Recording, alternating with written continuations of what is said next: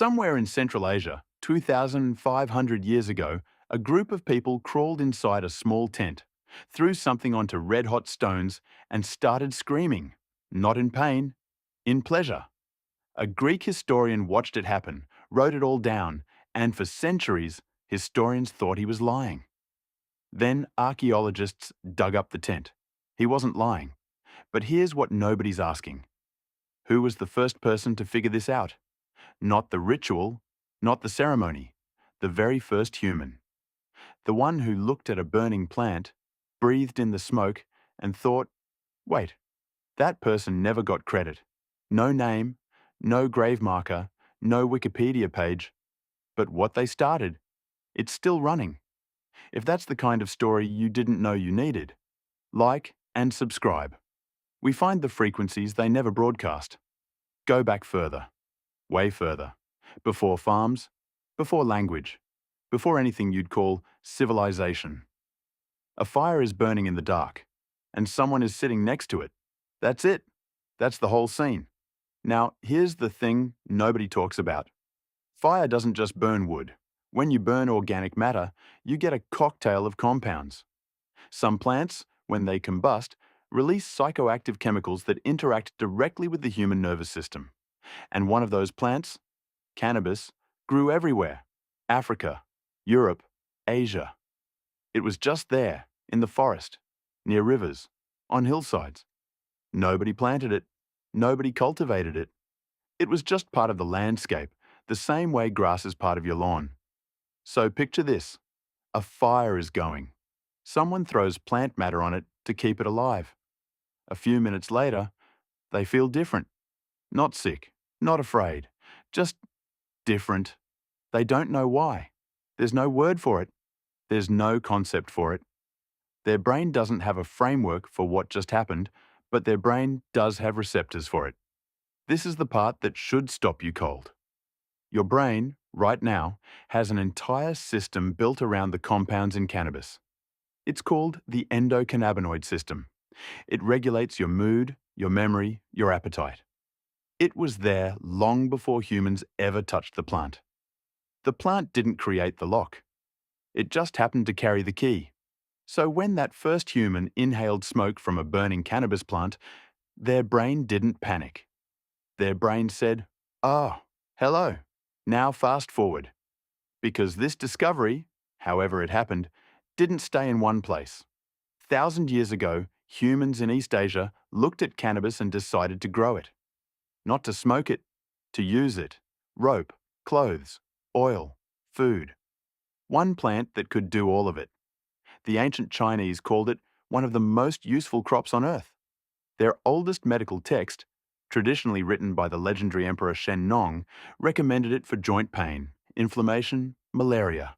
A medical handbook from thousands of years ago, recommending cannabis. But here's where it gets strange, because somebody along the way noticed something that wasn't in any medical handbook. The smoke did something different. High in the Pamir Mountains of Central Asia, at a burial site called Jerzankal Cemetery, archaeologists found something that rewrote the timeline. 8 tombs, dated to around 500 BC. Inside, wooden braziers filled with heated stones. And on those stones, cannabis residue, but not just any cannabis. The plants found in those tombs were significantly more potent than anything growing wild in the surrounding area. These people were choosing the strong stuff. On purpose. They had figured out, somehow, that not all cannabis was the same, that certain plants did more. And they were selecting for it, transporting it, bringing it into their most sacred ritual, the burial of their dead. They weren't doing it casually. They were doing it deliberately. Which means somewhere before 500 BC, someone ran an experiment. Someone compared the smoke from this plant versus that plant. Noticed a difference. Came back, tried again, told someone else. That chain of knowledge, undocumented, unwritten, passed mouth to ear in the dark, is the real story. And we almost missed it entirely. Because for over a century, the only written account of any of this was dismissed as fiction. 40 BC. A Greek historian named Herodotus is traveling through Central Asia. He encounters a nomadic tribe called the Scythians, legendary warriors, horse riders, feared across the ancient world, and he watches them do something strange. They set up small enclosed tents, heat stones until they glow, throw hemp onto those stones. Then they climb inside and breathe everything in. Herodotus writes it all down, his exact words. It smoulders and sends forth such fumes that no Greek vapor bath could surpass it. The Scythians, delighted, howl with pleasure. For 2,000 years, historians said he was exaggerating, making it up, projecting his own imagination onto people he didn't understand. Then in 1947, a Soviet archaeologist excavated frozen tombs in Siberia, sealed in permafrost for over 2,000 years. Inside, tent frames, heated stones, cannabis seeds.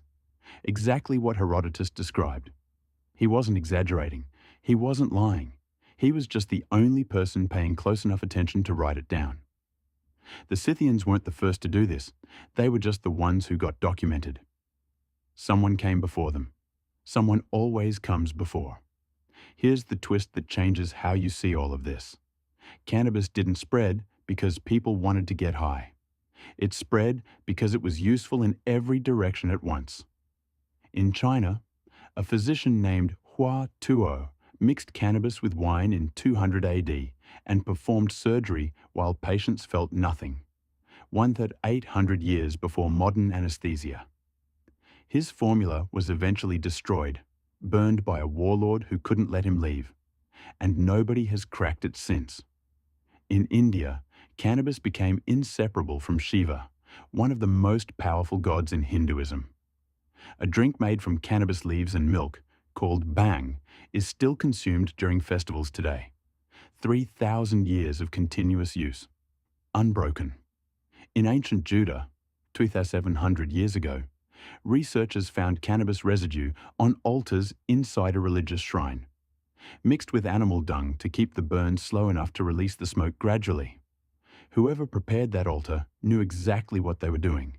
And in the Congo, a warlike tribe discovered cannabis and did something nobody expected. They stopped fighting. They rebuilt their entire society around the plant, renamed themselves the Bainariamba, the Sons of Hemp, called their territory Lubuku, which means friendship. Their greeting became a single word, moyo, that meant two things at once, hemp and life, one word, for both, because to them, there was no difference. So who was the first human who smoked weed? We don't know. We will never know. They lived before writing, before records, before anyone thought to preserve what they saw. But we can trace the shape of them. They were curious. They were paying attention. They sat near a fire and noticed something that everyone else dismissed as nothing. And instead of walking away, they came back. They came back enough times to understand it. And then they told someone. That's all it takes. That's how knowledge moves before it gets written down. Not libraries, not schools, one person, a fire, and someone paying close enough attention to notice what everyone else missed. The Scythians in their tents, the shaman buried in the desert with his harp, and 2 pounds of cannabis that somehow stayed green for 27 centuries underground. The priests in Judah, the physician who burned his own formula rather than let a warlord own it. All of them, threads, pulled from the same original moment. A human, a fire, a plant they didn't fully understand yet, and a brain that was already waiting for it. That's what they don't tell you about history. The biggest discoveries didn't come from laboratories or kings or funded research programs. They came from someone alone, paying attention, noticing something small, and being curious enough to try it again. The first human who smoked weed changed the course of civilization, medicine, religion, trade, agriculture, and their name is gone forever. If this made you see something differently, share it with one person who would never expect to find a story like this interesting. Like, subscribe. Signal 0, the frequency they never broadcast.